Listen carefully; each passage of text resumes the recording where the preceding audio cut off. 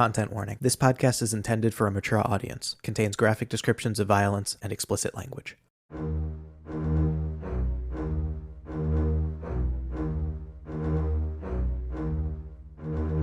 Hello, you're listening to Pods of the Multiverse, Season 4. We're playing 5th Edition D&D, and I'm Jimmy, the DM for our game in Eberron. Joining me are three of my best friends. My name's Andy. I'm playing the Green Warden, named the Green Warden. Friend to all, but especially to Friend Bird. My name is Geppi. I play Alfonso Carlucci Roccatella, formerly a favored enemy of anything with beaks and claws, but now a best friend of anything with a stinger. And I'm Scala. I play Istvan of Clan Gunwald and Heward of Heward's Handy Haversacks. You must be ashamed of yourself. A little bit. I have a bone to pick with you. All right, here's episode 5. Separated from the expedition, Istvan, Alfonso, and the Green Warden have been wandering in the jungle for several days, heading toward the port city of Stormreach. They were attacked by a cloud of murderous insects, and Alfonso was struck with an affliction that the party was unable to cure. As his condition worsened, Alfonso had a vision in which he spoke to his brother Luciano. Soon, they encountered a giant gathering herbs in the jungle. Warden was skeptical at first, but consulted with a nearby bird, who attested that the giants who live nearby are not dangerous. It's very important that he talked to the bird. I remember that. Had to take that detour. Make sure the giant was above board and talk to a bird about it. It made the recap. How do you fucking know the bird was trustworthy? Does a bird even understand the concept of dishonesty? Jimmy, is that canon? I was playing it as if it doesn't. The bird didn't even know its own name. It was very good. The giant, named Gurk, led the party back to a bucolic village on a hill, where Zilda, a giant healer, nursed Alfonso back to health. Overnight, Istvan snuck out to do some late-night smithing and beseeched Anatar for guidance. Before dawn, Warden noticed a strange orange glow beyond the trees. Zilda identified it as fire elementals advancing toward the village. So now, as you rush out of Zilda's house, you see down the road that a thatched roof cottage has been engulfed in flames. Villagers watch it from in front of their homes. The fire is rapidly spreading toward the windmill that you passed on your way into town. As you approach, you see in the flames faces with soulless eyes. Roll initiative. Yes. Yeah. All right, let's roll. Oh, boy. Oh, God. 5. 16. 10. Okay. So, you're rushing towards this scene, and you see these two fires. One is already raging. This cottage has been completely set alight, and another one is just getting started on this windmill. And that first fire elemental is up, and it's pretty preoccupied just burning this cottage. And that's Istvan. Okay. Is there one that's closer or farther away from me? Yeah, the windmill is closer to you than the cottage, which is further towards the edge of town. All right. But they're pretty close to each other. Cool. I think I'll head for the windmill then. Okay. And as I get towards it, I will bonus action, activate my Kensei shot, and throw a couple of hammers at the fire elemental moving towards the windmill. All right. So, does a 15 hit? 15 hits. Okay. Minimum of 8 points of bludgeoning damage. Okay, and that's non-magical. I ask you every session, and it's never magical. Maybe someday. Who knows? And then the iterative attack. That's a 17, which will hit, and then that's going to be 15 bludgeoning damage. Much better. Okay. And I guess Istvan will call out, "Oi! Pick on someone your own relative temperature," as this orange radiating aura of their inner flame pulses around them. Great. So those hammers did seem to pass right through the fire. They did disturb the flames of the smoke as they passed through, but didn't really connect with much. Yeah. Yeah. Next up is Alfonso. Okay. I think my good friend Istvan has the right idea. Signore Warden, andiamo. And we'll start charging towards the fire elemental that's heading for the windmill. As Alfonso's running, they will transition into their infiltrator armor and then stop 10 feet short of the elemental and do a puncho. Puncho. Do a big old puncho. The 13 hit. A 13 just hits. Ooh, nice. Wouldn't you love that? Is this the lightning launcher? The lightning launcher. All right. All right, and that is a total of 9 lightning damage. Okay. This does seem effective. Very nice. Yes. As your lightning connects and conducts through this fire. And I have extra attack, I think. You should do. We should do what we are going to do. Let's do it again. That is also a 13. That is also going to hit. Okay. And then that time it is only 6 lightning damage. Okay. Still seems to hurt it. The windmill fire elemental is up now, and it is going for the closest thing to it, which I think right now is you, Alfonso. Bring it on. So it's going to move out from this windmill just a little bit and lash out at you with this torrent of flame. That's a 22 to hit. Yikes. Ought to do it. Watch out, Alfonso. Signore Warden, you are just a bit too slow, Alfonso says as he clearly is about to take some damage. That's 11 fire damage, and you're on fire. Oh, no. There it is. These burns. It hurts. Oh, Jesus. Okay. You're still the only one around, so it's going to attack you again. Great. And I'm on fire. I don't really know what that means. You are on fire. Yeah, you do need to spend an action to put the fire out. Or someone else can do it for you. Or I can just fucking punch this thing while I'm on fire. Yeah, or you can just stay on fire. Just, you tank through it, yeah. But anyway. This is Geppi we're talking about. Let's remember. This is a 24 to hit.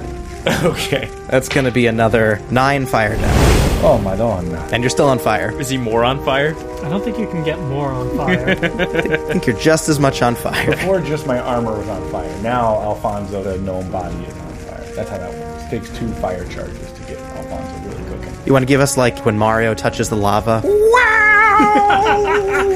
Oh, wait, no. I think is what he does when he goes in the lava. Oh. Very good. We could not get Charles Martinet to guest on this episode, unfortunately. All right, that's Warden. Okay. Are these close enough where I can just get to them with a regular movement? Yes, I think that the initiative roll would have been just as you were within a movement of them. Okay, great. I'm going to start my turn by getting as close as I can to the elemental that's nearest the windmill, put myself between Alfonso and this being if I can. Relative body temperature. Perhaps just size. And I'm going to try and slash into this thing. That is a 15 to hit. That hits. And seeing that the hammers seem to pass through them, I'm going to Divine Smite. That is 11 slashing and 12 radiant. Okay. Have at the wicked flame. All right. Yeah, so as you swing, your sword passes right through, but some of this radiant energy stays behind and changes the color of the flames for a second. What color do you want it to be? It would be like a very light green, almost white green. So the flames are tinted green as your sword passes through them. Cool. Does seem to be effectively hurting them. Can we tell if the regular weapons are having no effect? They're doing half. Physical's doing half. Okay, I look back to Alfonso. Are you all right, my friend? Signore Warden, I am on fire. I am far from our light. Fair point. I don't know how long this combat's going to be. I've got plenty of spell slots. I'm going to go ahead and bonus action quicken spell to cure wounds Alfonso. And you heal Alfonso for 11. Awesome. Am I still on fire? That feels like a bit of a bomb. You are still on fire. I didn't want to waste my action, I'm sorry. An action's expensive. Yeah, Yeah, I guess we'll find out how much damage an action is worth. I guess so. I can't quicken an action. Quicken a spell. That's right. All right, back to the top of the order. These flames are spreading. The one on the windmill is now spreading up the height of the windmill. The structure itself, the wood of it, is on fire. The cottage is now completely leveled, and that elemental is going to make its way over towards here and join its buddy. And it's going to attack you, Warden, because you're now the closest to them. Okay. All right. Lashes out, and it's probably going to miss with an 11. Misses. And it's going to try again. And that's going to miss with a 10. They're just bashed against my rocks. Yeah, these licks of flame are not doing it. Istvan. Okay, so I'm going to draw my Warhammer and run up to the one that we're surrounding, and I will try and smash it. 17 hits, we know, so that's going to be 6 points of bludgeoning damage. However, I'm going to expend a key point. Could it make me a con save, please? Sure. It's a dirty 20. Yeah, that'll pass. Oh. It happens. Not stunned, but I still have another swing. So that will be a dirty 20 to hit. Oh, yeah. For another 6 points of bludgeoning damage. These Okay. D10s are not cooperating. And then I will spend a bonus action to unarmed strike it. Before you do that, hold on a second, because I missed something on Warden's turn. You're not on fire, but you do take fire damage for the melee attack. Oh. And so that would also apply to what you just did, Istvan. Okay, yep. So that is 7 fire damage. Oof. And then Istvan, just now you would have taken 4 fire damage Okay. as your hammer brushes the flame. You notice that even though Alfonso was lit on fire by this thing's attack, Alfonso didn't take any fire damage from their attack. That's all I'll tell you for now. Okay. And then I hit it a second time. Yes, you did. With an unarmed strike for how much damage? No, I hit it another time with the hammer. I hit it twice with the hammer. Oh, you and did. I was about to make an unarmed strike, though I may change my bonus action based on new information. And that's 2 fire damage. Okay. Yeah, I'm going to instead use my bonus action to spend a key point, step of the wind, disengage, move 15 feet away. Okay, you do that. That was Istvan's turn. We're at Alfonso. And you're going to take 6 damage for being on fire still. So the windmill one is next to me, melee range. They're both inhabiting the windmill now, so they're all within melee range. I want to not be in melee range. But then they're going to AOO. You can disengage. That's an action or a bonus action as an artificer? That's an action. There are giants standing around watching this from afar. Mm-hmm. Good for them. That's all. Not helping out. Okay. Fucking bunch of freeloading assholes. There's supposed to be a hint. Anyway. Please help me, I am on fire. I'm going to disengage with my action. Okay. So you're going to move away from this flame? Yeah, I don't want to take an AOO, and I'm useless at melee range, so. So you disengage. Disengage, And I you're still on remain fire. I decide this is tolerable. It's a perfectly fine condition to be in. Oh, how this combat has unfolded. They may teach you to stop, drop, and roll. That'd be an action. According to this game, the 5th editions of Dungeons & Dragons, that is one action with a capital A. This sounds like 3 different types of movement, but hey, whatever. Okay, yeah. The one you've been wailing on is up now, and Warden, you're still the closest. It's going to keep attacking you. Yep. I do not fear you. That's a crit fail from its first lash out. Nice. And the second one, 18 to hit, also misses, right? Just misses.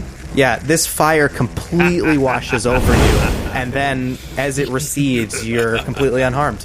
Huh, imagine that. And we're at Warden's turn. Cool. Am I more or less surrounded by both of them at this point? So these elementals are inhabiting this windmill. The windmill's on fire, and it's lashing out at you with these fiery swings, and you're standing at the foot of this windmill. Great. So I see their wicked faces within this fire, and I am going to plunge my greatsword straight into the ground near both of them and cast Shatter.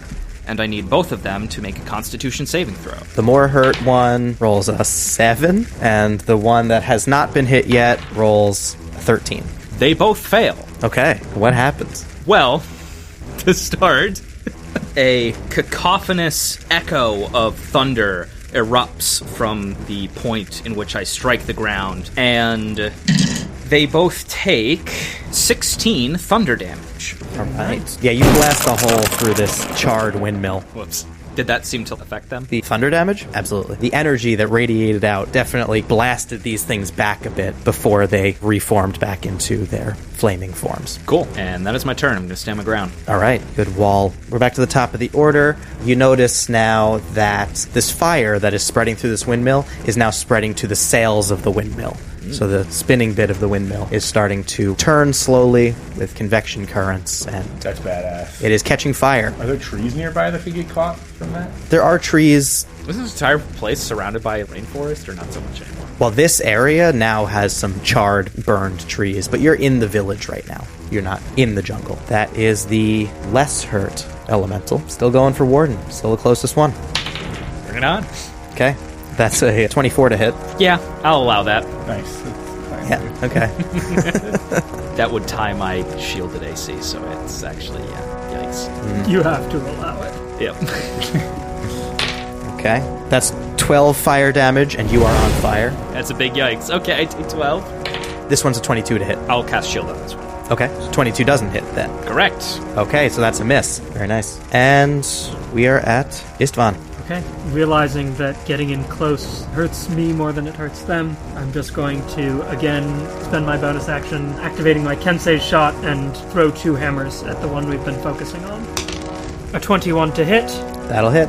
for 10 bludgeoning and 16 to hit That also hits. for 12 bludgeoning. Okay. Yeah, so even though these hammers just pass through the flames and don't seem to do too much, this one side of the windmill that does seem to have this very scary face in it seems to be receding just a bit. I think we're making some progress. Well done, Istvan. That's Alfonso. Well, in that case, then I suppose Alfonso's going to stay on fire and just lightning launcher at the more hurt one. I'm sorry, wait, on your last turn you did say, somebody please help me, didn't you? I very much did say that. Yeah. Okay, yeah. Before you take the damage on this turn, one of these giants, who is afraid to approach the fire but is still standing on the sidelines watching this, will put out your fire. Oh, shit. Okay. Yeah. Okay. I mean, I was ready to just launch a flaming lightning launcher at this thing, but yeah, we'll do it that way. That's fine. I'll avoid some damage. Okay, that is definitely going to hit. It's a 21 to hit. Yeah, that hits. Okay. That is 12 lightning damage. Okay. On the one that you've been hitting, right? Correct.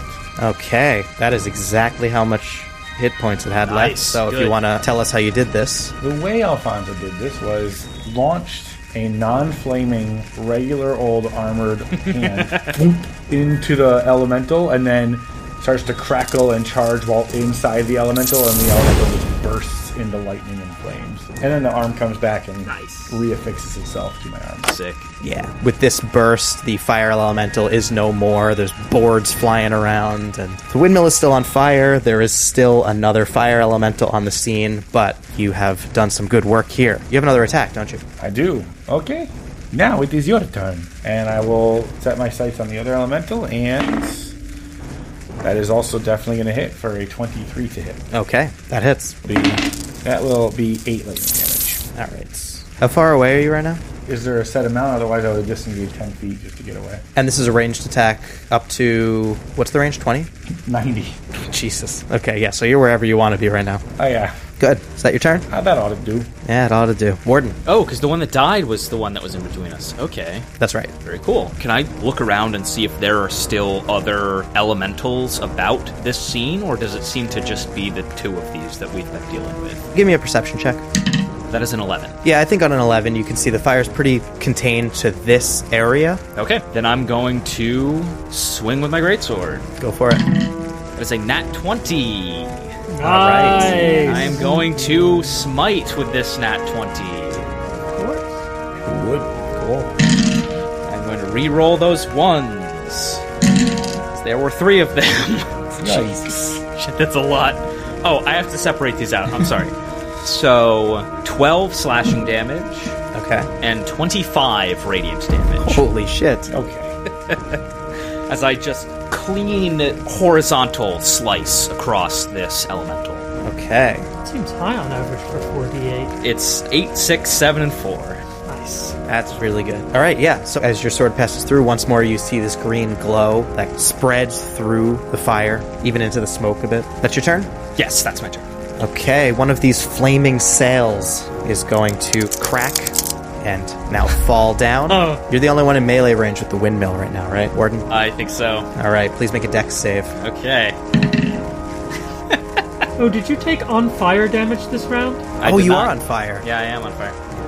And that's going to be 1 fire damage. Cool. Well, that's a dex save of 2. Well, that's definitely a fail. Yeah, You look probably. up just in time to see this burning sail from this windmill fall directly on top of you. Cool. And you're going to take 5 bludgeoning damage and 6 fire damage. Thought it would be more than that. Okay. I thought it'd be less than that. It cracks over your head, and you say, I was expecting more support from such a large structure.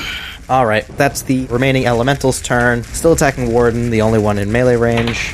That's going to be a 21 to hit. I'll take it. Okay. 9 fire damage, and you're still on fire. Yes. It lashes out again and misses with a 15. Okay. After I take this attack, you can definitely start to see a lot of melted surface and wear on my stone skin and armor. I will not yield to you, flame. And that's Istvan. Okay. So I'm going to pull out 2 hammers. That you love to hear. Okay. I'm going to throw one of them. 24 to hit. Uh-huh. Just the d6 because I'm not using my Kensei shot this round. minimum of 7 bludgeoning damage. Passes right through. Then I'm going to use my bonus action to throw the one in my offhand. Nat 1. Oof. My hand's getting sweaty from all this fire, and it slips right out. Yikes. Blast! And then I pull my warhammer off my back, and I run in for my extra attack. And I'm going to miss with a 10. Oh no. 10. Roll the 3. Oh, wait. Could I have gotten into a flank with Warden? You have a lot of movement as a monk, right? 35 feet, and I'm 15 feet away. Yeah, you can definitely flank. You can go to the other side of this windmill. Let's try that again. The other side of the windmill. From the other side of the windmill, that's a 17. 17 is going to hit. Only took 4-ish tries. Okay, cool. So it's going to take maximum of 14 points of bludgeoning damage. There we Excellent. go. And let's try a stunning strike once more. Make a con save. Okay. 17? Passes. DC's only 14. But, so it goes. Give me my burning damage. Yeah. I keep forgetting to do the burning damage. That's 4 fire damage from that hit. I think I also owe Warden one. Ooh, and that's going to be 10 fire damage Holy for you. shit. Yikes. Oh my god. Uh-oh. Wish I had known that. I can hold it for a moment or two, Warden, if you need to fall back. This stone will not yield. Okay, that's Istvan's turn. Alfonso. Okay, let me think here. Yeah, I don't really have anything that could help Warden, so Alfonso's just gonna look to Warden, give like a reassuring nod of like, we'll get through this. Stay strong, my friend. And then I'm just gonna attack, because that's probably the best thing I can do right now. Oh, it seemed like you were casting guidance. No. Okay. No, I just like, I you know, probably wouldn't I know. just feel bad, because, you know, Warden's getting put through it. That was a crit, though. Hell nice. yeah. Roll that crit. Yeah, let's do it. Let's go 2 for 2. They were not great rolls. It is 17 lightning damage. Still good. This lightning damage saps some energy from this fire. Definitely seems to be a bit smaller now. Okay, nice. What else you got? Got another one of those. Do it. Perhaps you like 2 of these, eh? That is not a crit. That probably, that misses at an 11. Yeah, 11 misses. I guess 1 after all. All right. Top of Warden's turn. You're going to take... Oh, my God. Another 10 Uh-oh. fire damage. Exactly nice. 10? Exactly 10. And it just happens, yeah. I'm down. Oh, wait. No. I can't do math. I have 1 health left. Oh. 11 minus 10 was difficult, huh? All right, cool. I didn't want to yell Miyamichi when you went down. It might be that Andy counts up. I sometimes count up. I do count up. Oh, you count up? What? Yeah, it's a DM thing. Oh, I'm going to have to save that for a table talk. Then we're going to have to talk about that. That's like tabs and spaces with coders, probably. What, easier to add than subtract? Yeah. I'll remember that. I'm getting these little subtraction pauses. Yeah, I can kind of see. I think I agree. So that was that. You have 1 HP. What are you doing, Warden? Oh my god. I take a knee as I'm engulfed in this flame. I look up at this face, and I'm gonna shoot it right in the mouth with a chromatic orb. Oh, jeez. All right. And that is a nat 1. Oh, God. Oh, no. You're just matching your health. That's all. And I only have 1 spell slot left, so I stand my ground Okay. as I cough molten rock out of my stone helm. Oh, God. A little bit of lava dribbles down your chin. Yeah, Yeah. pretty much. Top of the order here, another one of these sails is going to crack into multiple Fuck. pieces and fall down. Both of you are now within melee range of the windmill, Nope. so please make a dex save. Ooh, jeez. Don't think a 9 is going to do it. No, 9's not going to do it. Oh, I should have bonus action sprinted. Damn it, I completely forgot I could do this. 17 minus 1, 16. That's going to pass. So you are able to roll out of the way of these. And Istvan, you take 3 bludgeoning, 2 fire damage as this thing cracks over your back. That's the fire elemental. Now that you're both within range, it's going to take an attack at each of you. And that's an 11 to miss Warden. Fucking thank God. Oh, good. Oh, And good. a 25 to hit Istvan. Well, No, too high. This combat. Spicy stuff. That's alright. I got lots of hit points. I'll be fine. That's good. That's 7 fire damage, and you are set alight. On fire. Alright. And it's your turn, Istvan. I spent my whole life in the forge. It'll take more than that to char me. I say through somewhat gritted teeth as I raise my hammer, and yeah, I'm just gonna hit it. I'll eat the retaliatory damage. All right. Nat 20 Okay. Fucking on yes. the first one. Finish this. The DM whispers. I will try. At least this is different than your last turn. Thank you for your guidance, Onatar. 22 points of bludgeoning damage. Halved. Halved. And you take 9 fire damage. Okay. These big numbers. Excuse the pun. I'm rolling hot on these D10s. Oh, I like it. Tis what it is. Second attack. I'm in a flank.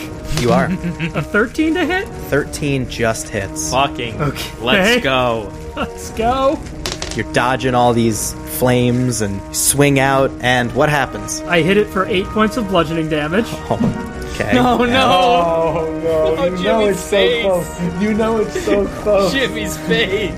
And how much fire damage do I take? Probably 9 again. Oh, yeah, that is another melee attack. Oh, 6 fire damage. Okay. We're good. We're still good. We're below half, but we're still good. Okay. Bonus action. I've got an unarmed strike. I'm going to spread my arms wide and clap and try and force the oxygen out of the air to deny the fire fuel. Okay. And that's going to be 17 to hit Yeah. for 9 points of bludgeoning damage. Halved. Half. Oh, Jimmy's voice. Fucking thing has like 2 Okay. HP left. God damn it. How much did that cost Istvan in terms of fire damage? 15 so far. I got one more coming. 7. Okay. 22 so far.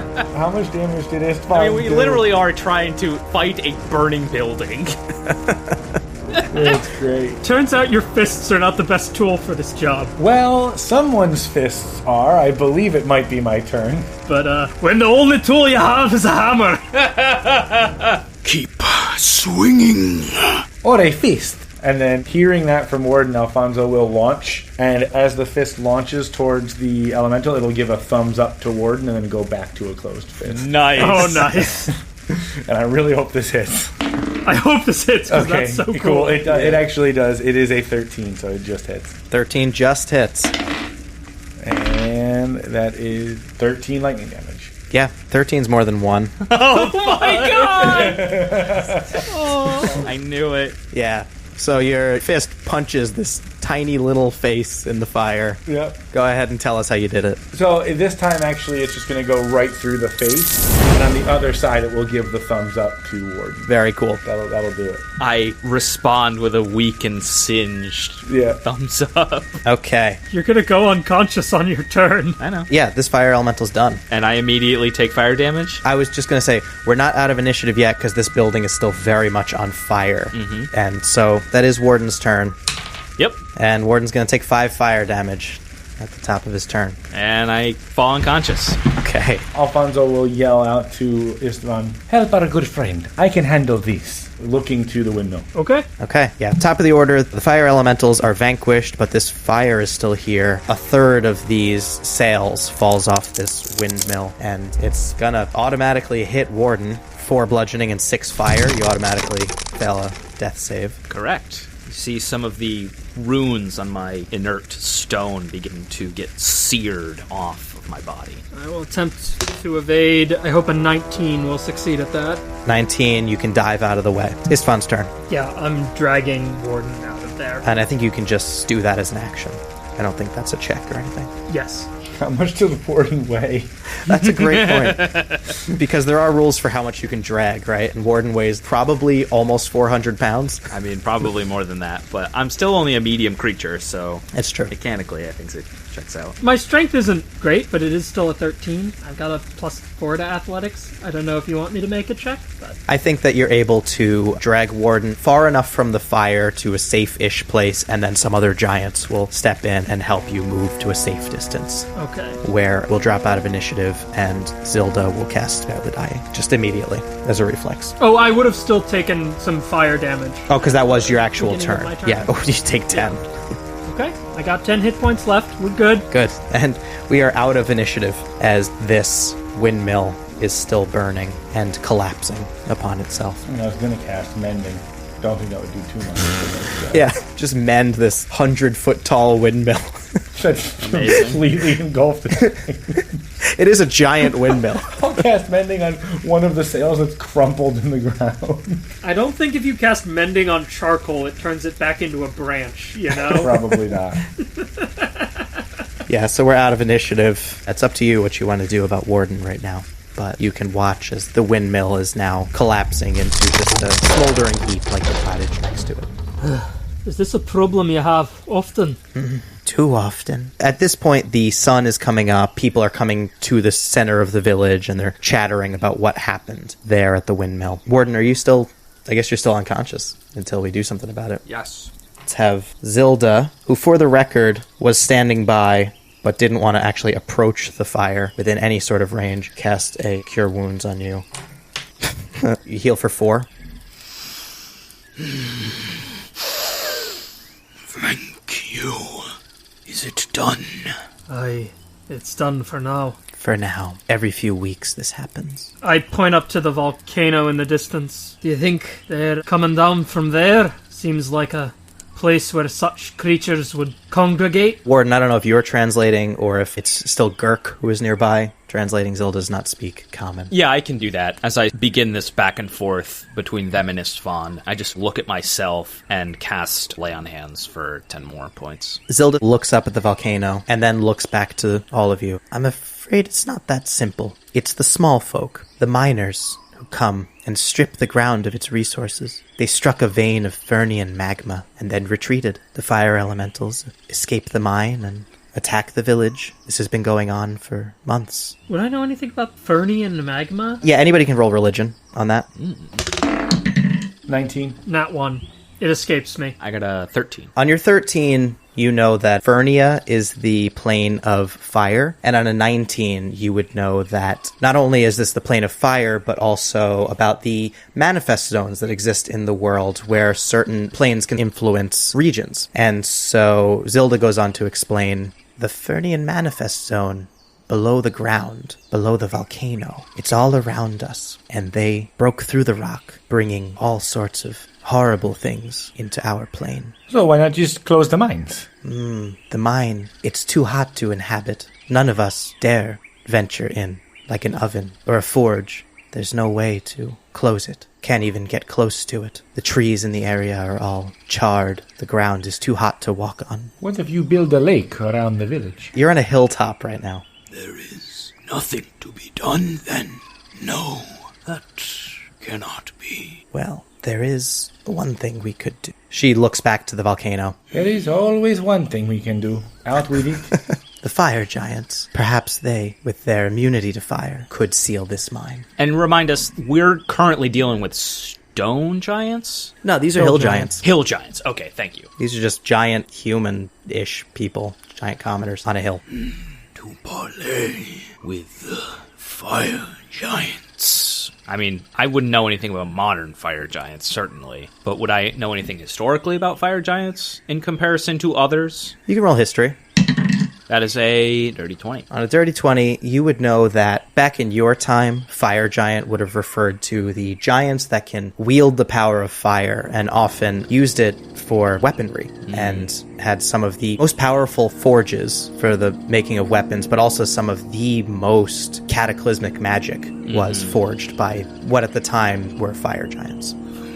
Fires of chaos, ruin. Tell me, are the fire giants of today as terrible and tremendous as I would remember? No one has made contact with fire giants in many years. You seem reticent to take this course of action. The fire giants, many centuries ago, built a system of aerial transportation to travel without traveling through the jungle. But our side of it has not worked in many years, and we prefer it that way. We prefer our lifestyle here on the hilltop.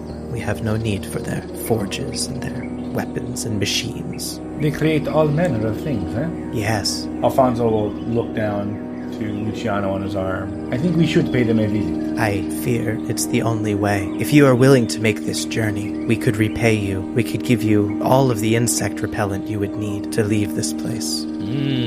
There it is. As it is now, we don't have the resources to send people out into the jungle and gather everything we need. It's too dangerous, but with the fire elementals gone, we could produce plenty. Enough for us to get the storm reach, huh? I know nothing of storm reach, but you should know by now if you're traveling through the jungle, there's no telling how long your journey might be, but we could give you enough for weeks or even months of travel. Alfonso is a very capable machinist. Tell us this device. May we see what remains. Is it here somewhere?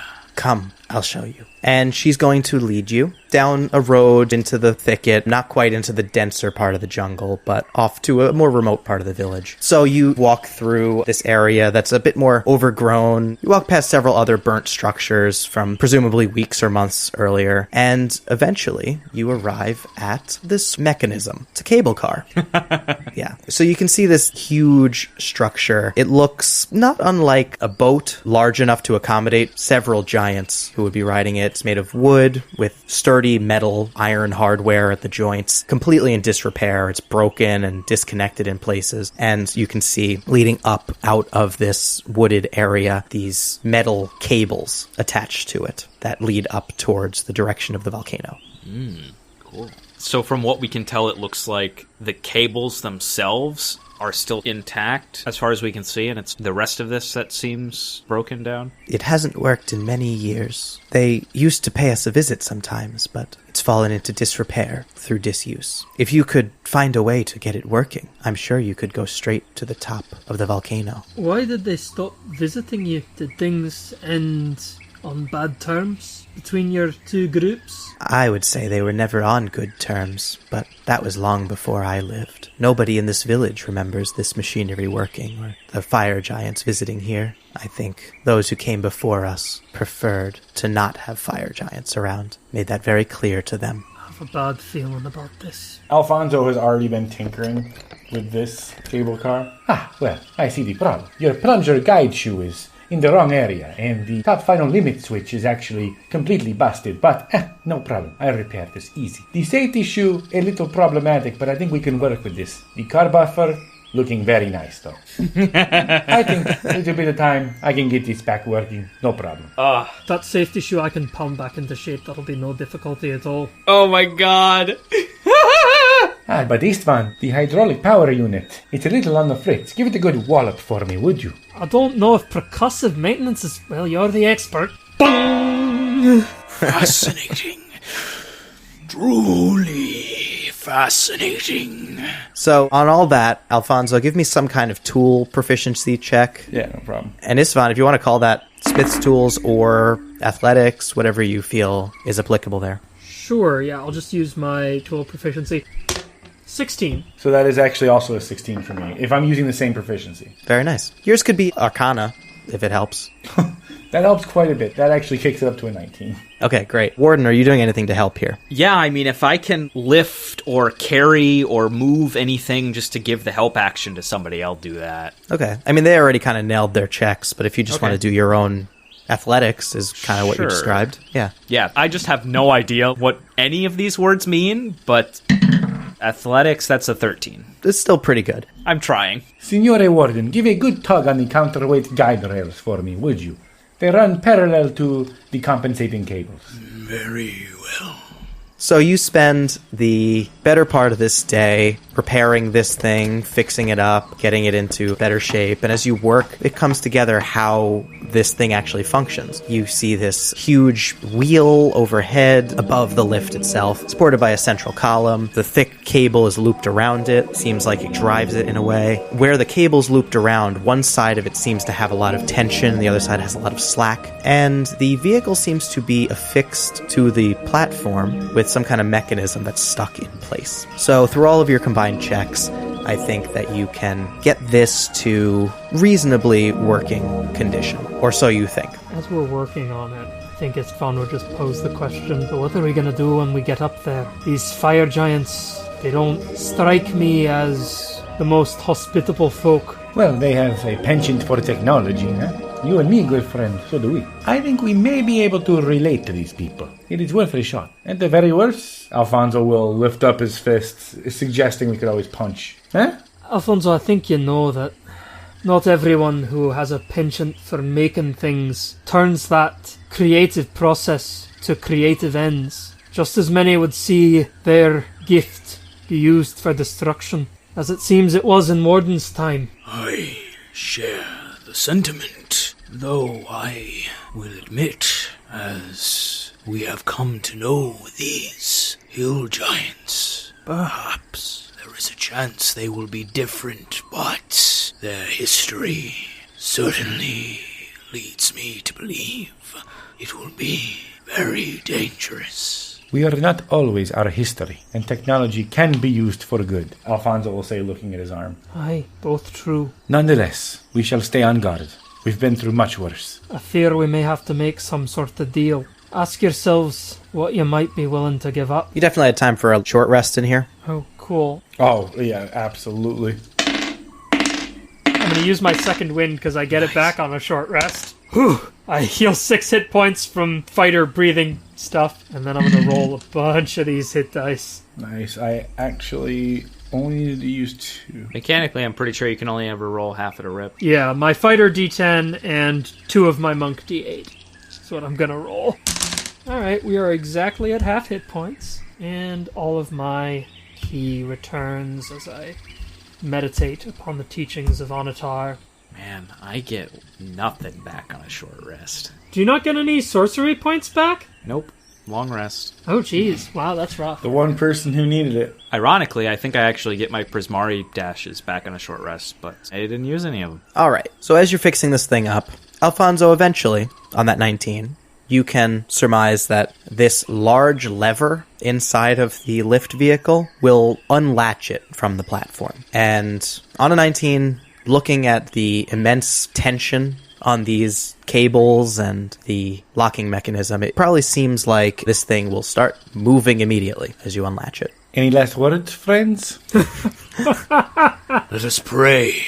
The powers above are kinder than the fire below.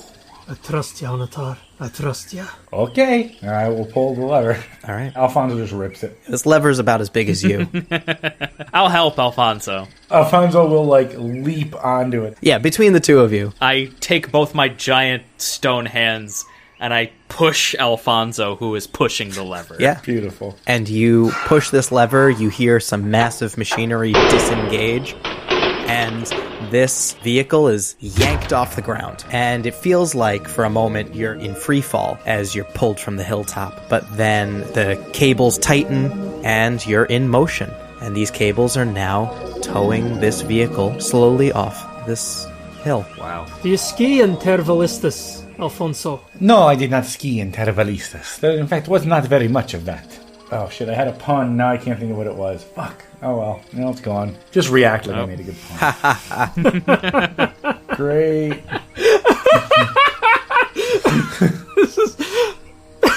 Now I'm questioning every other laugh you've ever had, Scala, No, on I'm this sorry, podcast. I'm actually amused by this. The harder I laugh at the fact that there's not a joke there, the more funny it becomes to me.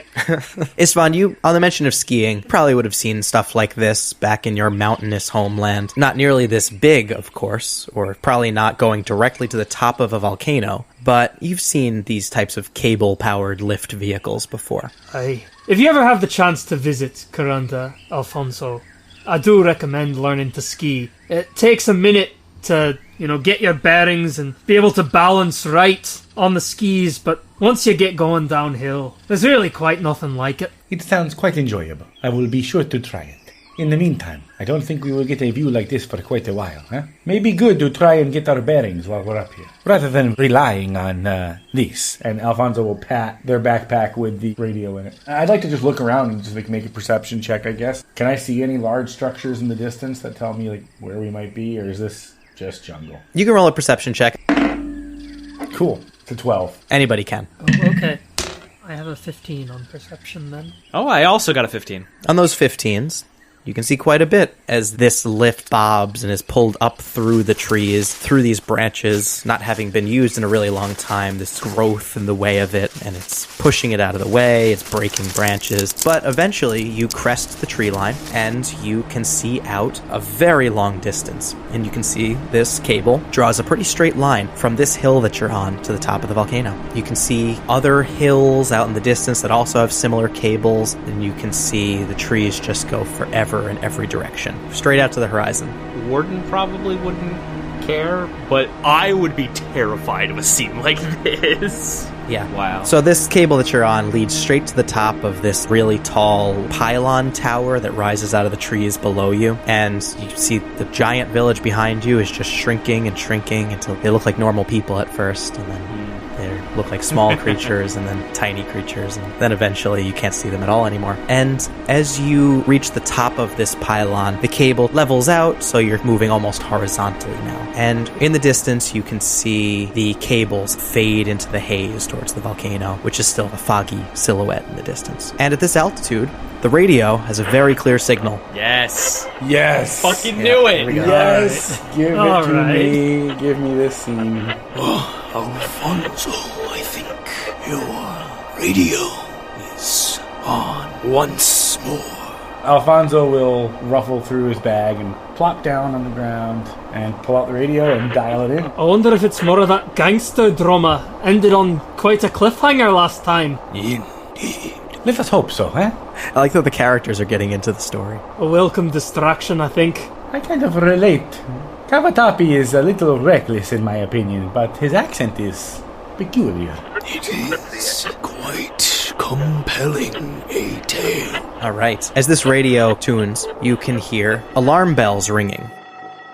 So, alarm bells ring as you flee the scene. When Pinchy's sky coach approached, Cavatappi jumped in with nary a problem. Brugg, not as agile, is clinging to the side of this moving vehicle. That's right. Von Nischt ran a little bit down the road to try to hide, but is still pretty clearly visible. So, Pinchy's sky coach is still in motion. It's not moving very quickly right now, but it's going to pull up next to you, Von Nischt, and Pinchy's going to gesture for you to get in. Brugg's gonna hold his big ogre arm out for Von Nischt. It's too late. There's gonna be too much heat on this cab. I'll meet you at the spot. I'm slippery. I can get away. Really don't make too much sense considering we're right here and you can jump right in. It feels like the cab is like mid-drive, and this is like a drive-by jump in, but... But you want to be a show-off, go for it. Von Nichts is gonna wave you on. Who's got the bag right now? Cavatappi. That's right, okay. Von Nichts just signals go. Punch it! Let them go. I got the bag of holding anyway. And it's not like it's going to slip from my hands. It's really durable like that. High quality craftsmanship. Pinchy says under his breath, "Have it your way." Uh-oh. Sky coach takes off very quickly. Uh-oh. Brugg, make a strength saving throw. Uh-oh.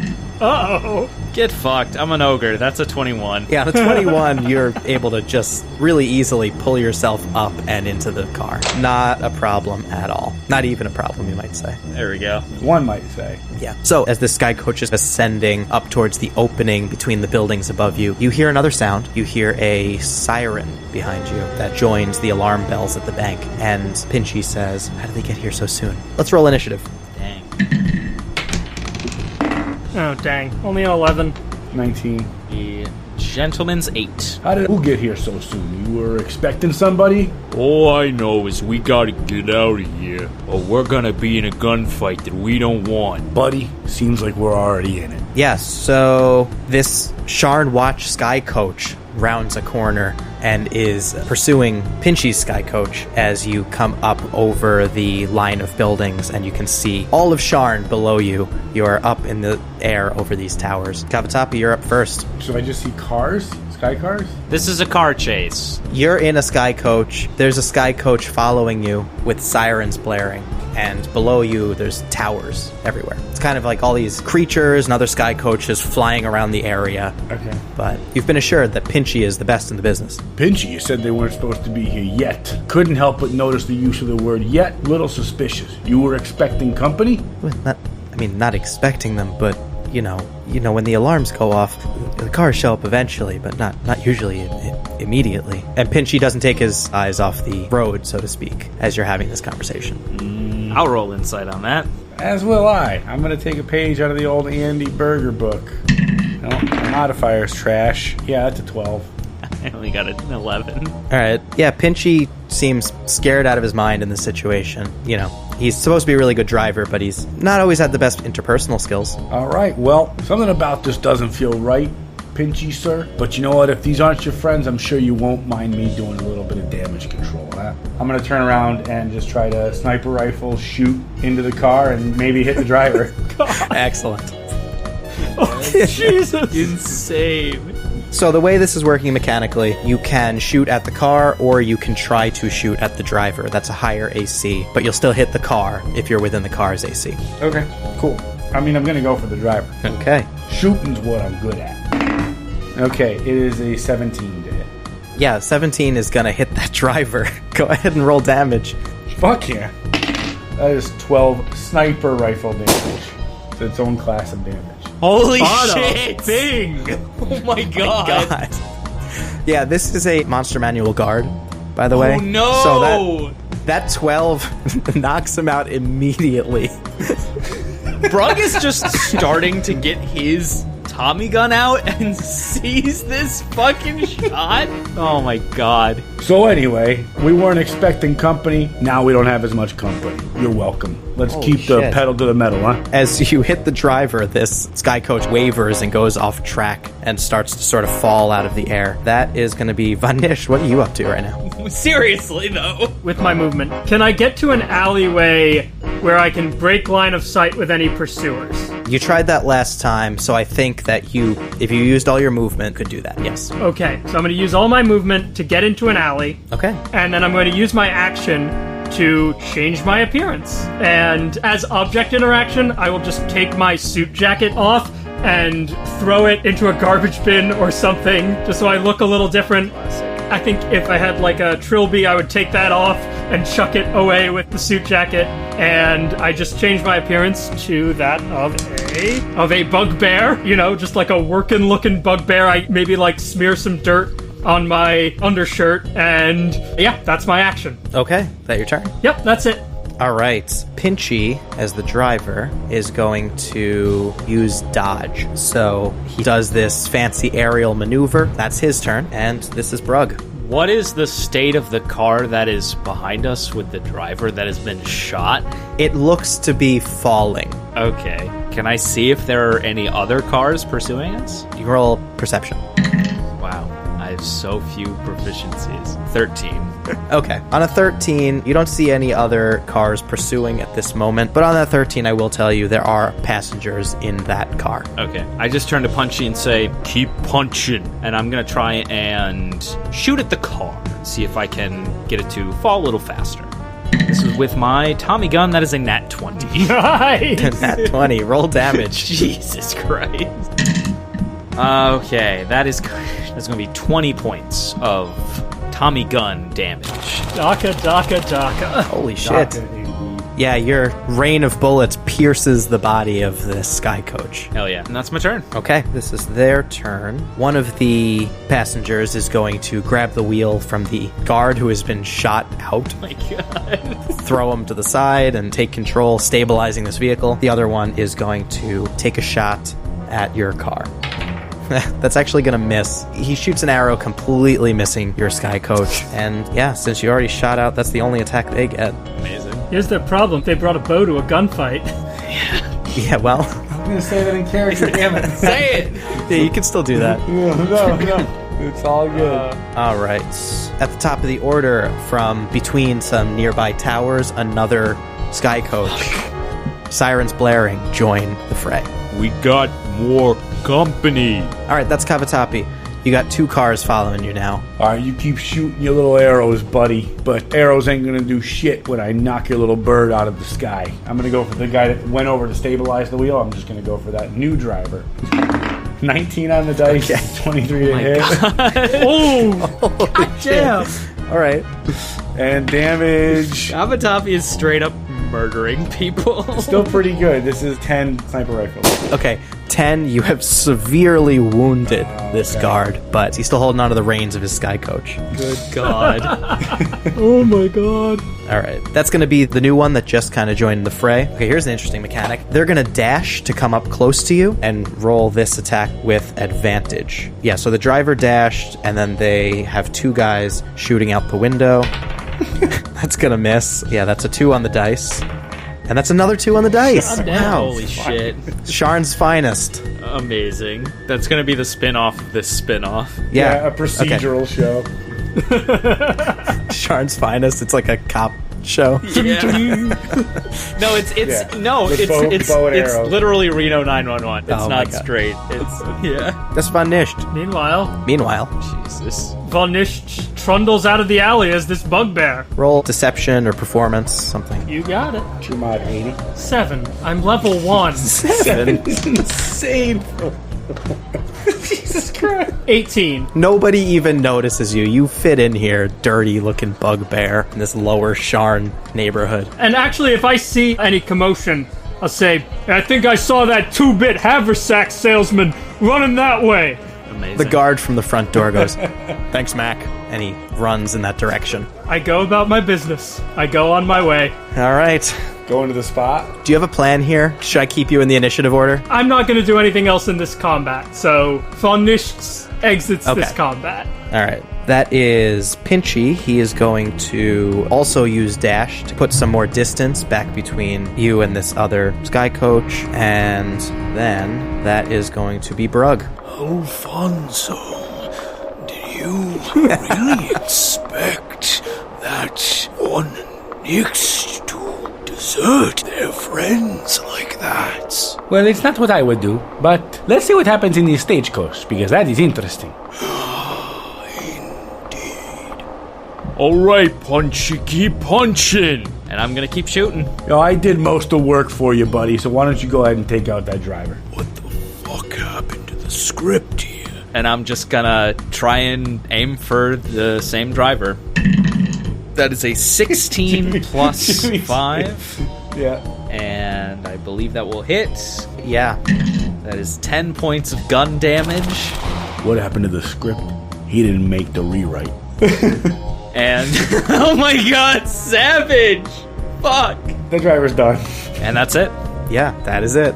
You knocked out another guard. God damn it. Yeah, and now it's that car's turn. The third and final person in this car is going to grab the wheel and completely swerve out of this chase. They're gone. God. This is not what they signed up for. They're out of here. You're just a run-of-the-mill fucking... You're not even a beat cop. You're just a fucking traffic guard. And you take a stagecoach to this guy and 2 of your people get just mowed down in the skull. Like, what a shitty day at work. Anyway. One of them was a week away from retirement. Yeah. Yeah. This is the Tarantino ending.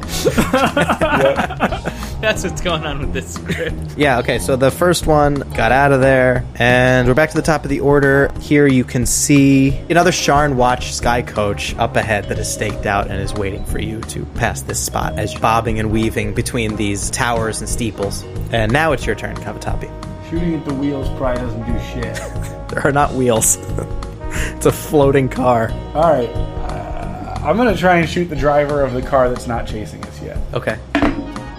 Hopefully the last time ever, but Cavatappi misses his mark. Uh-oh. The one that isn't moving is the one that Cavatappi failed to hit. What'd you roll? 3 total? No, for 7 total. I don't even hit the car. On a 7, yeah, your gun goes bang. There's the purple muzzle flash of the Eberron shard casing flying out. But yeah, you missed your mark. And that is the one behind you is going to shoot at you twice. Ooh, yeah. Okay, so one of those was a nat 20, so here comes some dice. That's a total of 19 damage on your Sky Coach as these 2 guards lean out the windows on either side of this car and let bullets fly. These guys brought guns.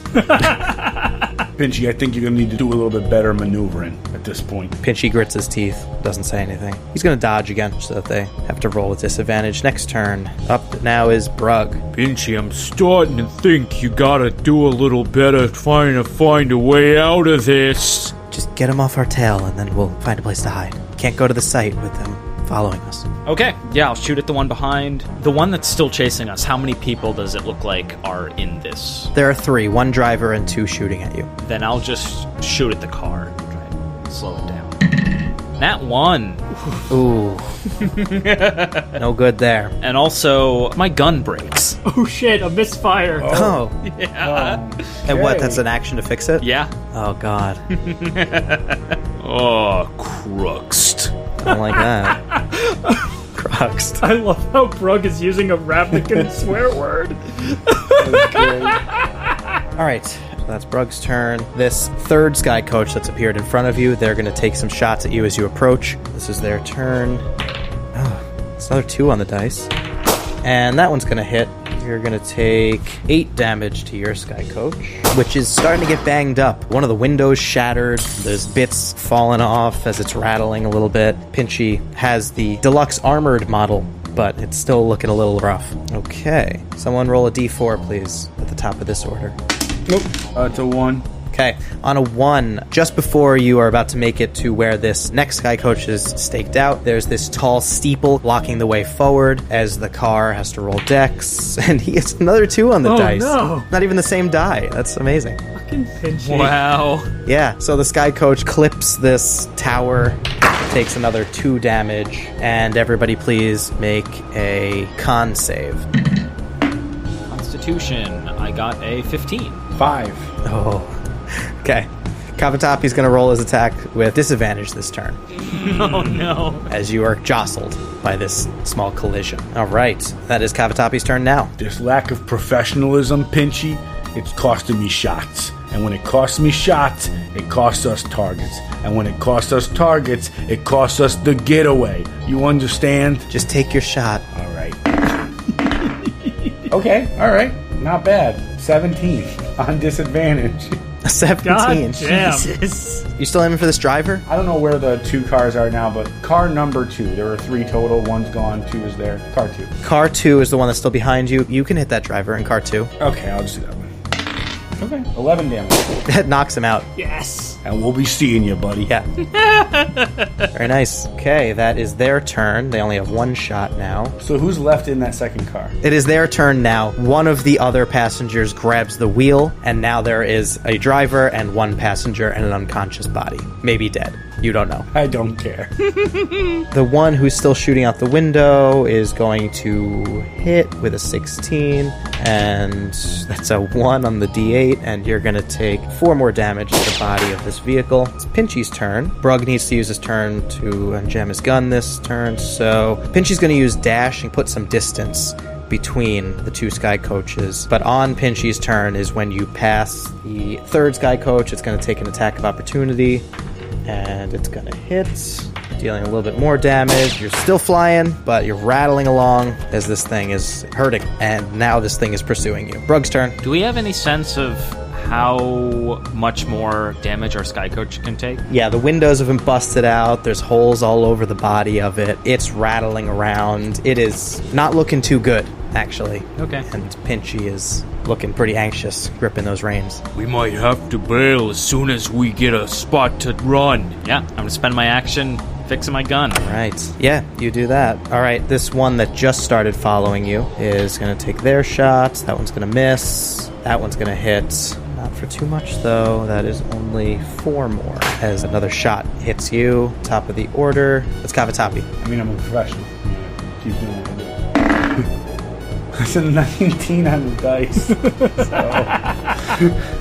Yep. Okay, finally did lower damage this time. That's only 6 sniper rifle damage. 6 piercing, is it? I mean, it definitely pierces. Yeah, but with that 19, I think you shoot directly through the hole you made in the windshield last time. I love to that. hit this guard. Oh my god. Yeah, he's still up. He's looking hurt, but he's still trucking. And there we have the second one with a 1 attack. It's going to miss, and that's Brugg. Okay, there's 1 more guard left in that one? Car number 1 already retreated. Car number 2 has 2 people in it, 1 driver, 1 shooter. Mm-hmm. Car number 3 has 1 driver, 2 shooters. Okay. I'm just gonna turn back to Punchy, Keep on dashing. It's our only chance. and I'm gonna keep shooting. I'm gonna go after the same one Cavatappi's Okay. going after. There we go. That is a 22. Get him. Get him! Yeah, 22 hits. And that is 12. Yeah, on a 12, you finish this driver. He falls unconscious or dead, and he's done. This car is starting to go off course. Top of the order, car number 3. Car number 3 is going to close the gap. Roll these with advantage. That's going to hit. 4, 6 there. And that still misses with advantage. So one more shot. Your car is really, really rough, and we are at Cavatappi. There's one left in the car behind us, right? One guard left. Well, there's one guard who is probably going to grab the wheel and is no longer able to shoot at you. And then there's a car with 3. We're going for that one. One driver, 2 shooters. 15. 15 doesn't hit the driver, does hit the car. Roll damage. 7. Okay. All right, that is car number 2's turn, and This is getting tense. Do you think they're gonna get away? I don't know. I don't know. If they hadn't been abandoned by their friend, perhaps they would have had a better chance. It's a good thing we're closer, eh? I wouldn't abandon you.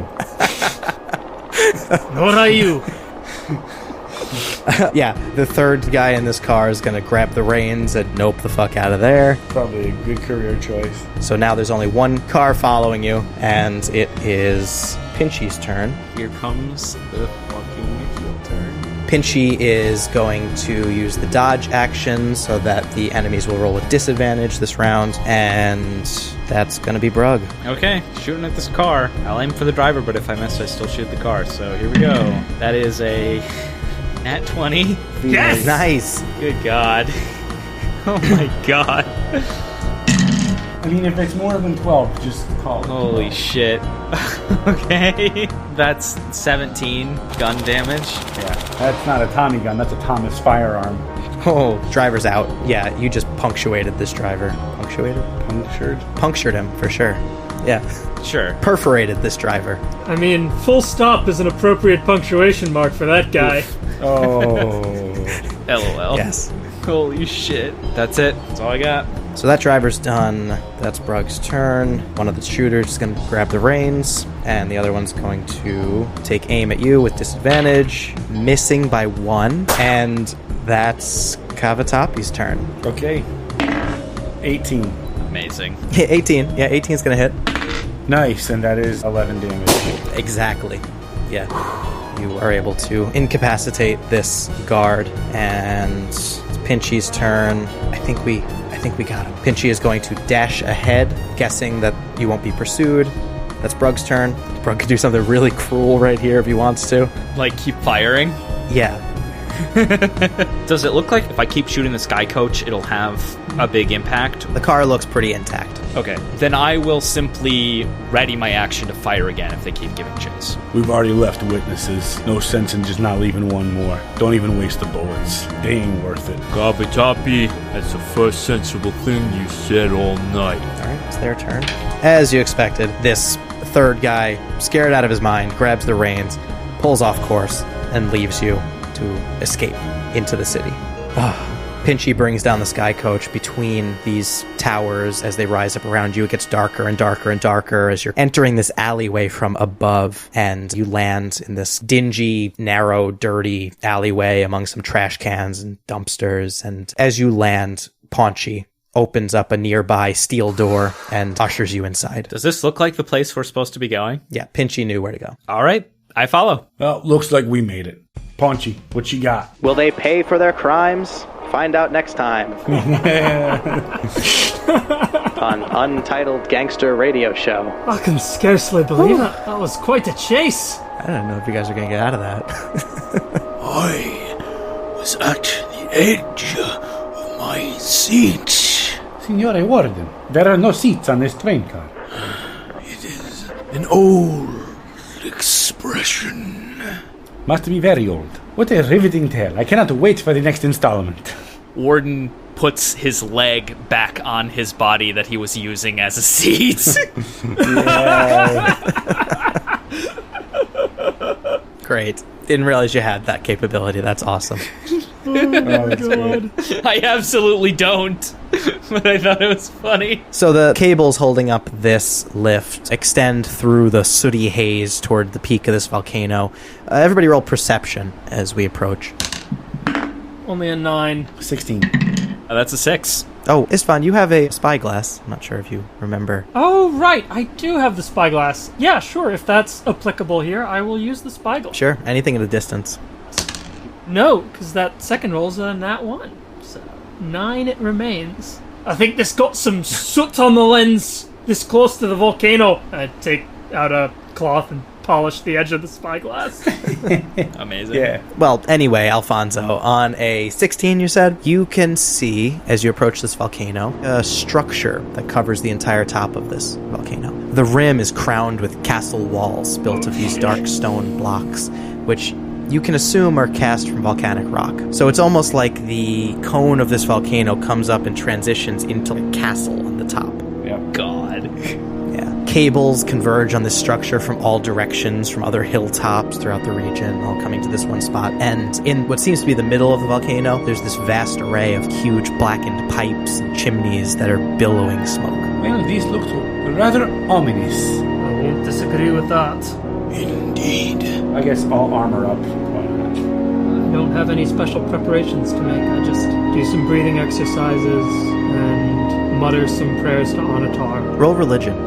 18. On an 18, with this context of Anatar, the smoke billowing out of this volcano is just this immense sight to behold. It's probably more energy than you've ever directly beheld in your entire life. I can't even describe how large the plume of smoke coming out of this volcano is, streaming continuously. And cosmologically, you could probably imagine Anatar had something to do with this. What great work could this great forge be put to? Great and terrible, to be sure. Yeah. So the lift car enters through this archway in the stone walls into this cavernous chamber. As soon as you get inside, it's immediately warmer, uncomfortably warm. You're not hurt yet, but, very hot. And in here, there are hundreds of giants milling around, lumbering from place to place as other lifts arrive and depart through similar openings and come to a stop. Among them, you also see, well, if anyone wants to reroll their perception checks. Might as well.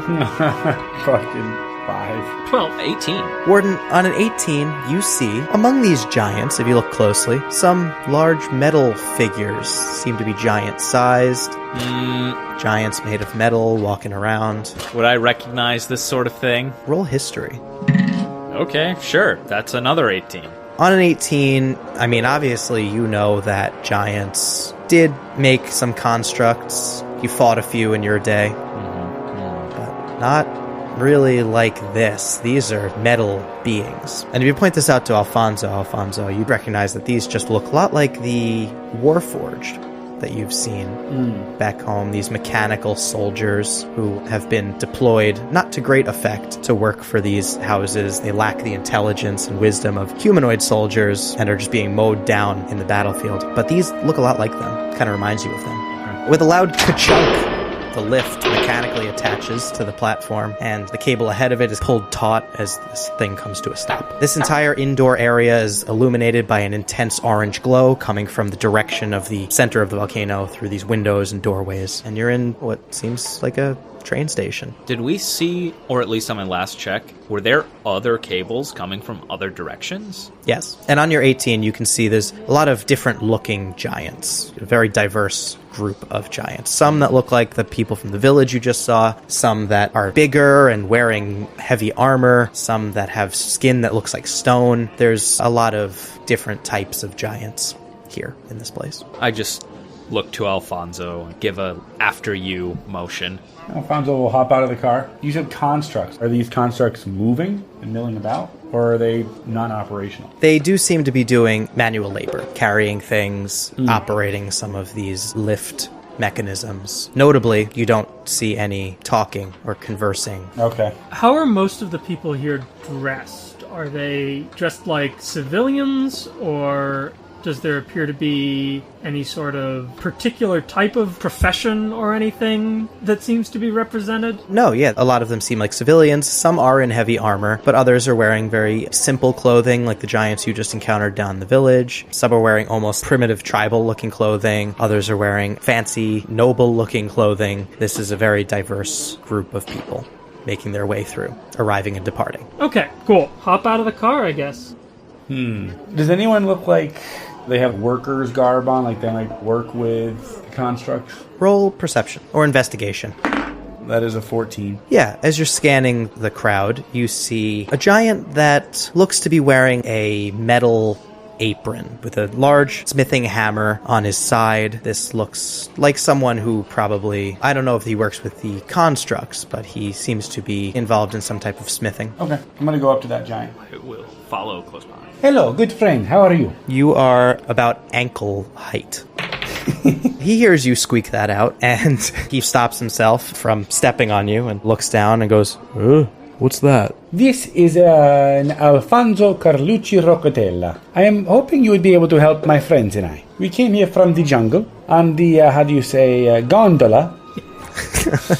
Well, we were looking for flame giants. I was hoping maybe you could help us, given you seem like you work with these constructs. Wonderful, by the way. Excellent work, if I do say so myself. But I was hoping, you could help us find flame giants. Are they nearby, by any chance? Well, I'm a fire giant. That's the same thing, right? You speak the tongue of humans and of Corvair. I don't know Corvair. You understand us is what I mean. This place has been a hub of trading for many millennia. Have you traded with others of our kind, relatively small type folk? Small folk causing trouble. Aye. Not all small folk. Mostly the ones with the beards. The long beards. Aye. They don't really deserve to wear them, do they? Nay, he says, stroking his long red beard. Hell yeah. I've heard they've caused some disturbances down below. We're trying to fix that problem. And you seem a capable smith by your accoutrement, but I'm a lifelong student of Anatar's ways, and I'd be happy to lend my hammers and my hands in whatever way they might be useful in closing up whatever they opened up down there. You are a follower of Anatar? Aye, a disciple of the way of the sacred hammer. I am a smith. I work at the observatory of Anatar. Anatar guides me in everything I do, everything I make. I think I could help you. Well then, I think we'll get along fine. What know you of the teachings of Anatar? I spent many years in study of them at a monastery. The way of the sacred hammer is the martial tradition of Anatar, using the work of the forge master to inform the work of the martial artist. I can demonstrate if you like. Perhaps not here in this crowded, I don't even know what to call this place, but perhaps you have a workshop or somewhere we can talk. Okay. Without so many large feet that might tramp upon us, if you know what I mean. Yeah, as these two giant pairs of feet walk right past you and almost step on his thumb. These are my companions. You already met Alfonso Carlucci Roccatella, and this here he just goes by the Warden. The Warden. Interesting. Follow me. So he leads you in the direction towards the middle of this volcano, towards a massive doorway cut into the stone, and towards this glow. And as you walk out of this chamber and out onto this outside walkway, it's even hotter now outside, and you take in just this amazing scene. Everybody roll perception. Oh, this was not the right time to put on my armor, and I'm just going to take it off. Whew, yes, Rainbow Die has got me. That's a nat 20. Okay. I too got a nat 20. Wow. 15. Still good. So from here, you can see directly above you nothing but smoke. You are outside, but you see no sky. Straight ahead is this churning mass of machinery on the central column of this smokestack tower that you saw as you approached. And looking down into the volcano, you see these glowing orange rock walls, and even further down, what can only be described as a city of giants, glowing bright orange. You see buildings and people moving around, going about what they do, probably hundreds, thousands of people. You're so high up that they're so tiny down in this massive volcano, and the air wavers with the heat. Astonishing. It's quite the feat. There are so many of them. This is fascinating. Probably too hot for you down there. Come, we're going up. And he leads you to some stairways, these pistons that move up like elevators, and some gears that move you Ferris wheel style from one place to another, this big interlocking machinery. Wild. And eventually you come to the top of these castle walls, where there is a castle tower with very intricate stonework and metal designs right in the stone. He says, right this way, and leads you right into the front door. As you are walking into this place, you see what really resembles a temple. Not unlike any of the temples to the sovereigns you might have visited back home, but just enormous, with everything made of this black igneous rock and iron and all kinds of metals. Inside this place, there are several giants milling around, wearing the same type of clothing as this giant who's leading you. They have this red hair and red beard. They're wearing these metal aprons that glow a dull orange. They're wearing other assorted metal clothing items. And many of them are at work at forges, hammering, and you see, lining the walls of this temple, forges that seem to be powered by something very familiar. You see these soulless faces in the flames of these forges. Elementals. That's right. Impressive. What's your name? I'm sorry I didn't ask. You can call me Zukam. Zukam. Very good. And I'm Istvan. So, what is it you're working on here? Well, anything that needs working. We, the followers of Anatar, are the builders. There's not too many people here who are not followers of Anatar. As he leads you up a set of stairs, the plume of the volcano comes into full view at the end of this temple, and we look for signs in the smoke, signs from Anatar. I asked for his guidance, and he showed me the smoke rising from this mountain. I wasn't sure if I was to meet my end here, or if he still had work for my hands to do, but it seems it's the latter. There's always work to do. And I'm glad of it. You know of the fissure below that was opened by the greed of my kin. Yes, you've said. If there is work to be done to close it, then I'm at your disposal. Let's look into the smoke. And he leads you up to this viewing platform where you can just fully see the entire plume of smoke through this opening in the wall. And as you look into the smoke, go ahead and roll a d6, please. 1. Okay. You see wisps of white smoke that stream from all directions to form an intricate braid. That one there. Does that mean anything to you? Aye. Istvan touches the back of their head where the traditional braid of their hair has gotten furrowed and messy, and they haven't bothered to redo it in all this jungle humidity. Tradition and precision. Yes. Tradition and precision. Look again. Roll another d6. 5. This time you see surging jets of dark gray smoke that diverge from a central point. Bonds broken. Promises broken. The paths we should have taken but did not. Does it remind you of any particular path, or is your past full of regrets? My elder sibling would be ashamed of me for being deceived by greedy souls as long as I was. And my younger brother would be ashamed of me for the opposite reason, for abandoning my duty to House Kundarak. Look once more. A 4. Now you see a geyser of smoke that soars straight up into the sky and cascades down on all sides. This is difficult. Such tremendous force in the smoke. Power, aye, but ominous power, or power rising for a good cause. I cannot say. My heart wants to believe the latter, but my life tells me to fear the former.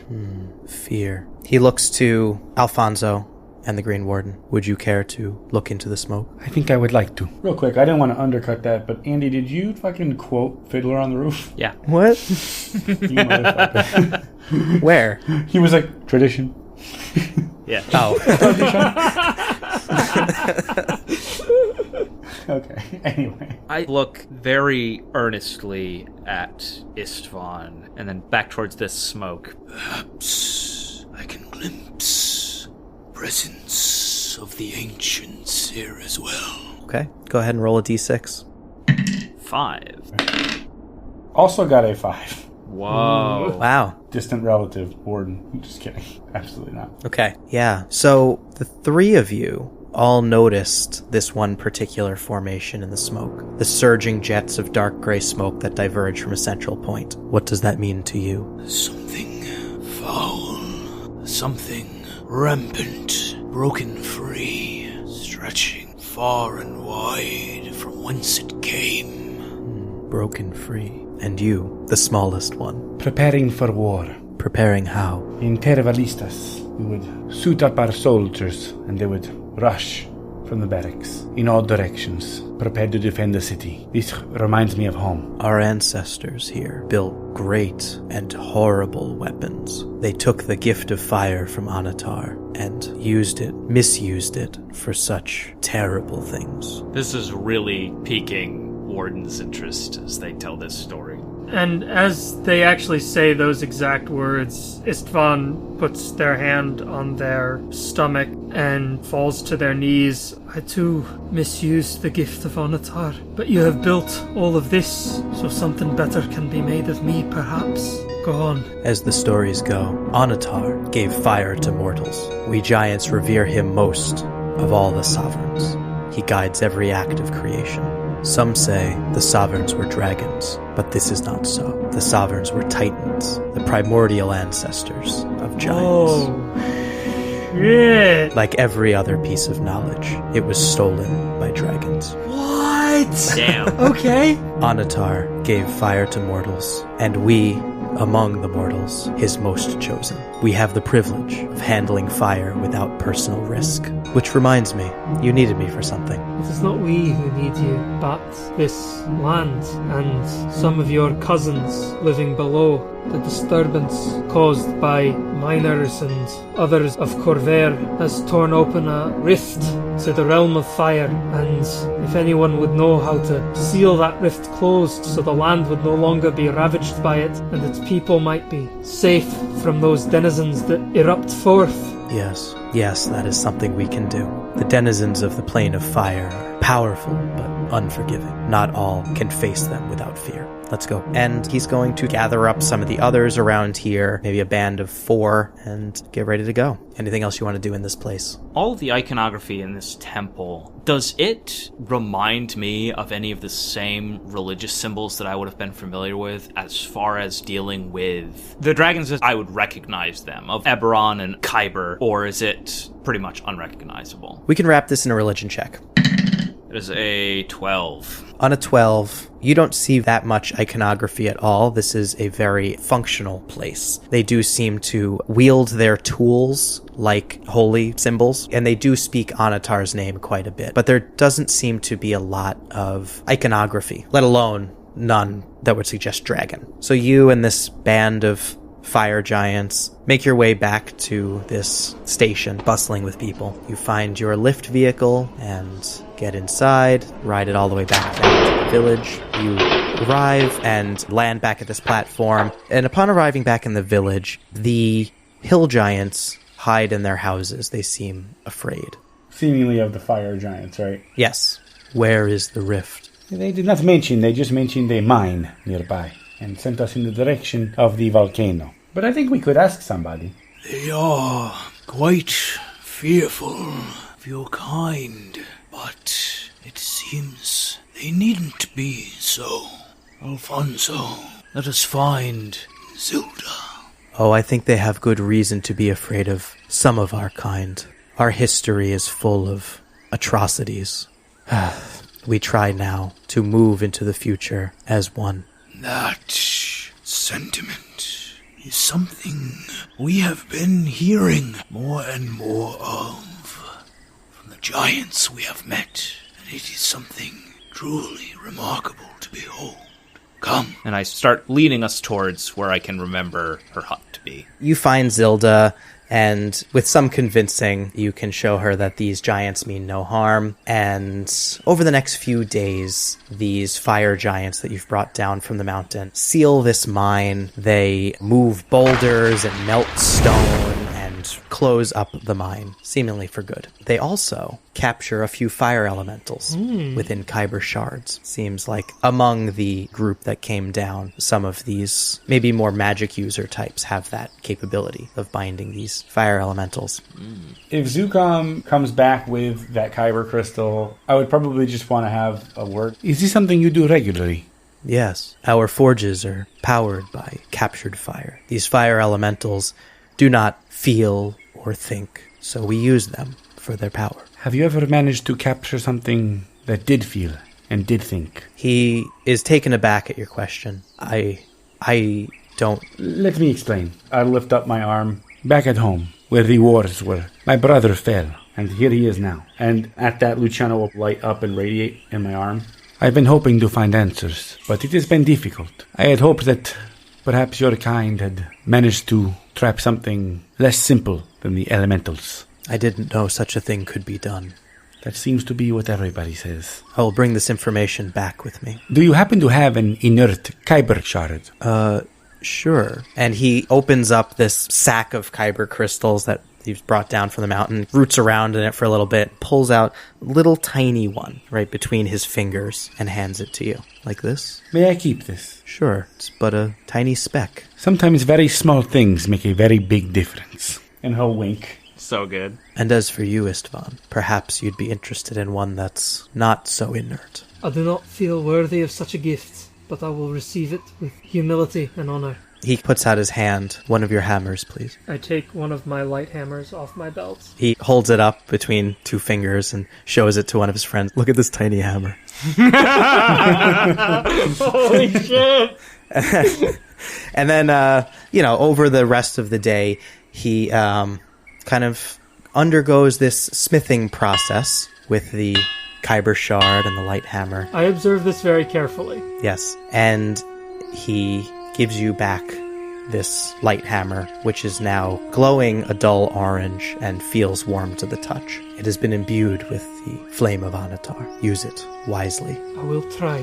Thank you, Zukum. So this is a pretty wild item I just gave you. Oh boy. Again, a little bit experimental, but here it is. As an action, you can roll a Smith's Tools check and cast Conjure Elemental. Holy shit! What the fuck? Wow. Only a fire elemental, not like any kind of magma mephit or anything like that. The produced elemental will have HP equal to your check. Oh, nice. Whoa! It's not a fully powered 100 HP fire elemental. It uses your concentration. If the elemental's HP is depleted, it returns to the crystal, cannot be used until a long rest is achieved. Okay. It can be recalled voluntarily on your turn while you're holding the hammer. And if you use that hammer for Kensei shot, it deals fire damage instead of bludgeoning. Holy shit. Ooh. Nice. Alright, that's awesome. That's cool shit. Dang. You have to be holding that hammer when you use that action. Okay. So you can't throw it and then use it. Right. I'll have to think of a name for it. Yes, do. Man, so cool. God damn. Yeah, that's cool as shit. I hope this flame can help me make my own inner flame burn with the same warmth once again. I do not deserve your kindness. I look back up to the volcano. I came up here to lose myself, but I found so much promise. And then I look back to Alfonso and the Warden, and I have promises yet to keep. And I stow the hammer on my belt. Very cool. Okay, so after this mine is sealed, the village thanks you profusely. You have done more for them than they ever could have asked, and they send you on your way with a lot of insect repellent so that you can make it through this jungle. Still be careful. It only repels insects. Oh, there's so much of it. It's a good thing we have these bags of holding. Just like on that radio show we listened to. I'm sorry. Insane. Zilda, I do recommend this radio show. It is rather entertaining. Insane. You've been successfully brainwashed by the advertising. Oh my god. If it works on Earth, it works in Everon. I feel like Istvan wouldn't actually say that. That's Scala just wanting to keep the bit going. No, that's... Yeah, The bit that's is great, and the bit deserves to keep The bit going. will never die. The bit will not die. What is bit may never die. What is bit may never die. But you can't unbite it. Zilda gives you some parting words. Your journey may be very long or very short. The traveler's curse is unpredictable. But keep your eyes on your goal and trust your intuition. Look for signs. You will arrive in due time. As you leave the village, bugs swarm around you, but they don't attack you. You're here among this cloud of bugs. And as they clear, you see a figure looking at you from behind a nearby tree. Familiar figure? Roll perception. You see that? Let me take a closer look. Okay, yeah. It'll be 19. I got a 17. Just a 12 here. Yeah, this figure does seem to be blending in pretty well, but you do notice some of their clothing as they make themselves known. And you are looking at who you last knew to be named Clacky. Shut up. Yeah. Dang. Wow. As long as Clacky's back, I'm good. And we're going to leave it right there. Pods of the Multiverse is produced by Jimmy Affatigato, that's me, and edited by Scala with music by Andy Berger and art by Alexa Reilly.